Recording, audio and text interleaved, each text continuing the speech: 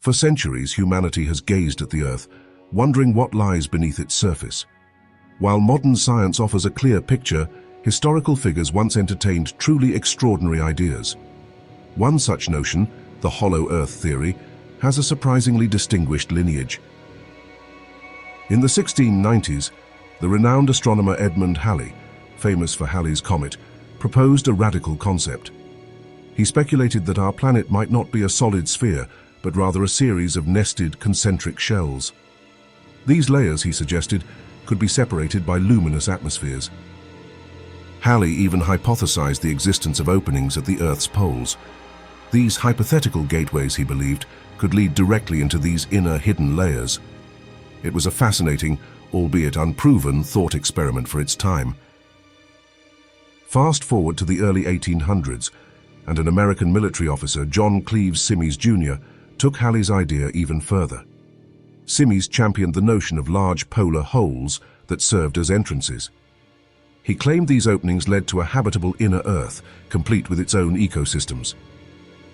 Symmes was so convinced of his theory that he actively lobbied the US government. He sought funding and support for expeditions to both the North and South Poles, hoping to prove his audacious claims. His efforts, though ultimately unsuccessful, cemented the polar hole myth in popular imagination. Despite overwhelming scientific evidence to the contrary, the hollow Earth concept persists, fueled by modern misinterpretations and conspiracy theories. These contemporary triggers often twist historical artifacts or natural phenomena into supposed proof. One frequently cited piece of evidence is the 1513 Piri Reis map. This ancient Ottoman chart depicts an apparently ice-free southern coastline, which some proponents claim is proof of ancient exploration of Antarctica before its ice sheets formed. This, they argue, implies knowledge of a hidden continent or entrance.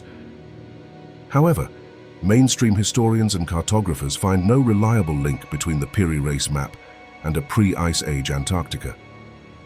Its accuracy regarding the southern continent is highly debated, and its features are more likely based on earlier, less precise maps or speculative geography.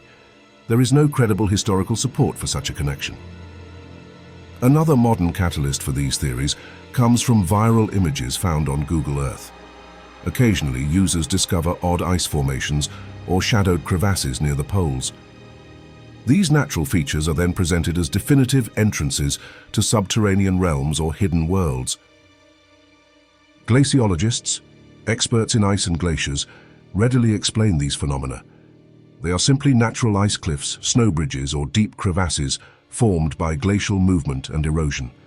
There is nothing anomalous or artificial about their appearance. Furthermore, fringe authors often claim the existence of restricted airspaces or no-fly zones around certain Antarctic regions. They assert these zones are designed to conceal secret openings or hidden bases. This narrative suggests a deliberate cover-up by global powers. Yet no official aviation authority or polar research body corroborates such bans on the grounds of hidden portals.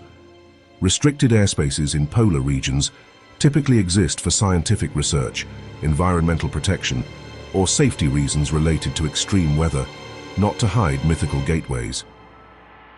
The scientific community, through decades of rigorous research and exploration, has definitively debunked the hollow Earth and polar hole myths. Our understanding of Earth's interior is based on robust geophysical data, not speculation. Seismic wave analyses provide the most compelling evidence against a hollow Earth. When earthquakes occur, they generate waves that travel through the planet. By studying how these waves propagate, reflect, and refract, scientists can map Earth's interior density and composition. These analyses consistently show a continuous solid structure beneath Antarctica, and indeed the entire planet. There is no vast void or cavernous space near the poles or anywhere else within the Earth's mantle and core. The data paints a picture of a dense, layered interior. Moreover, extensive gravity surveys and ice-penetrating radar missions have been conducted across Antarctica.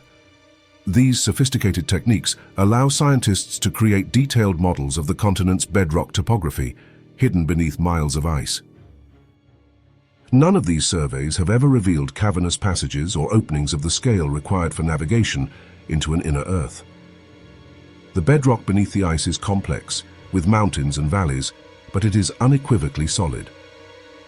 Finally, countless scientific expeditions, overland traverses, and long-range flights have crisscrossed Antarctica for over a century. Researchers, explorers, and pilots have meticulously mapped and studied the continent. Not a single one of these expeditions has ever encountered any hole or anomaly that suggests an open gateway to a subterranean world. The vast icy expanse of Antarctica, while mysterious in its own right, holds no secret entrances to a hollow Earth. The evidence is clear.